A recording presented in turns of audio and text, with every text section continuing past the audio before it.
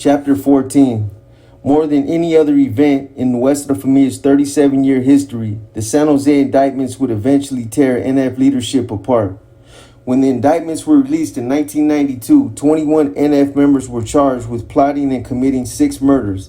The first arrests were followed by more killings, as hits were ordered by familianos in jail and by second-string NF members on the streets battling for position. According to an article in the San Jose Mercury News, the indictments were set in motion on April 19, 1990, when Louis Dump Truck Chavez was paroled from Pelican Bay State Prison carrying a hit list allegedly drawn up behind bars by NF's OGB, the organizational governing body. The hit list was intended for NF's highest of command on the streets of San Jose. However, the first thing Chavez did was to quietly slip it to his parole officer, an example of treason at its finest. Nevertheless, a couple of months later, the bloodletting began. The NF had spent the past few years preparing its manpower to take over San Jose and its lucrative drug trade. These plans were defined and would finally begin to bear fruit once Bobby Silent Lopez and Ronald Lucky Shelton were paroled and pooled their murderous energies in an attempt to revitalize the NF's waning influence on the streets of San Jose. It didn't take long for Shelton and Lopez to establish an NF stronghold in the area. But when bullet-torn bodies began turning up on the streets and playing fields of San Jose, it was obvious to law enforcement officials that a gang war had broken out. In another article published in the San Jose Mercury News, the sudden surge of violence would prove to be a rivalry with a twist. This wasn't a war between competing gangs. Their own underworld friends and family executed the victims in a misguided campaign to control San Jose's streets. According to numerous NF members, Shelton was the commander of the San Jose Regiment and Lopez was his second in command. Shelton, handpicked by NF leadership to lead the San Jose Regiment, was given a direct line of communication with Vincent Chente Arroyo, the NF's highest-ranking general. Shelton got his orders directly from Arroyo, a privilege few others shared. Along with all of his other orders, the order to take over San Jose and its lucrative drug trade quickly began a 3-year murder spree that would claim 7 lives. The killing started when Tony Little Weasel Herrera, an alleged drug dealer from San Jose, decided not to share his drug profits with NF. Herrera was later found shot to death. Things began to snowball after Herrera's murder. The NF, out to set examples, did just that when 2 other drug dealers, Larry Valles and Esteban Guzman, also balked at paying taxes on their drug sales. It didn't take long before they were murdered too. Unfortunately, NF's leadership realized there were those who would rebel and that these types of murders had come to be expected. NF, intent on completely taking over the San Jose drug trade, instructed the San Jose Regiment to make as many examples as necessary. Through fear and intimidation, NF members were demanding respect, which was made evident when guys like Eli Rosas were stabbed to death outside of a San Jose apartment building for allegedly disrespecting the NF's leadership and its methods of operation. Other victims, like Marcos Baca, were murdered because NF members felt he was a rat, a snitch. His lifeless body was found on the playground of the Sante Elementary School.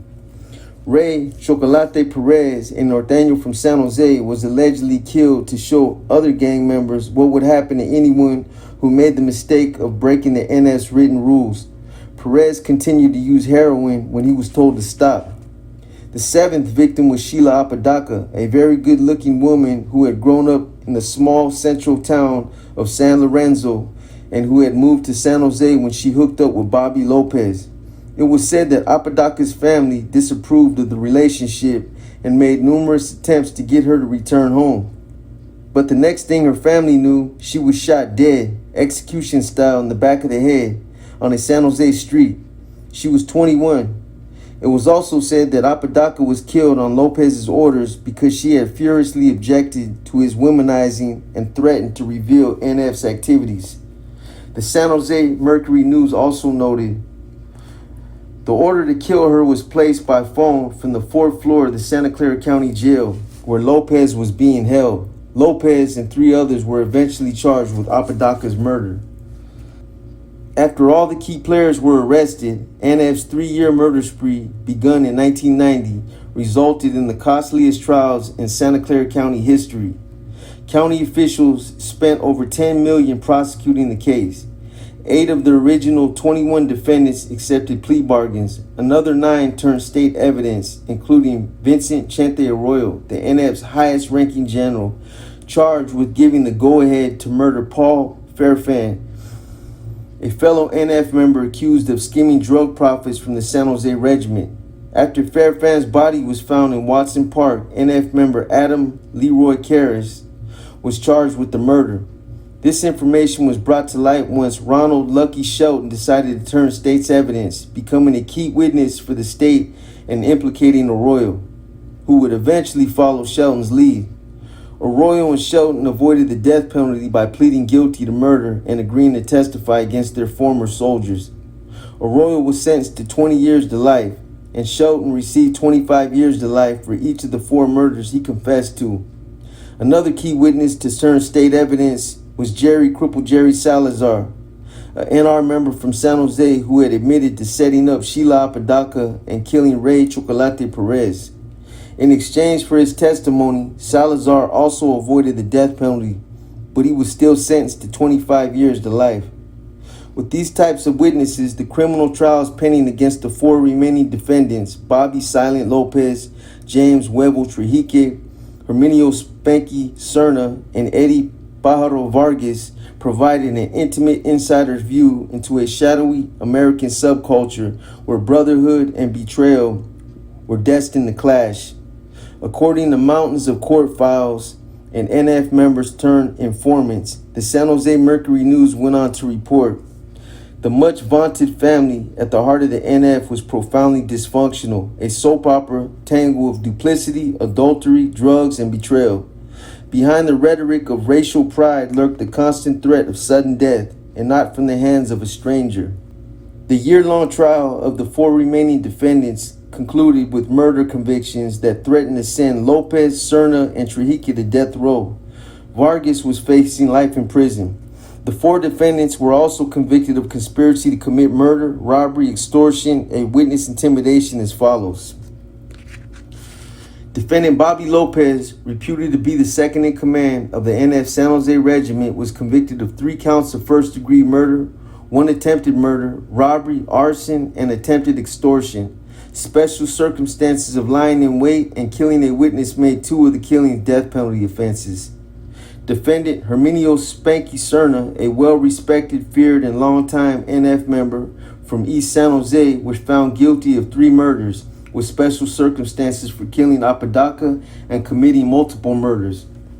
Defendant James Huevo Trijique, an older NF member from San Jose, who was once roughed up for not taking care of NF business, was found guilty of 2 murders with special circumstances for killing Apodaca. Defendant Eddie Pájaro Vargas had been offered a sentence of 5 years in exchange for telling prosecutors what he knew about Nuestra Familia, but the deal was withdrawn after Vargas repeatedly lied. What a dumbass. Vargas was found guilty of 1 murder and faced a life sentence. 2 months later, all 3 of the defendants facing the death penalty were sentenced to death. Vargas was sentenced to 60 years in prison. After the trial, NF leaders authorized a hit on Deputy District Attorneys Catherine and Charles Castanedas, who are married, in retaliation for prosecuting the case. As of the writing of this book, those orders haven't yet been carried out.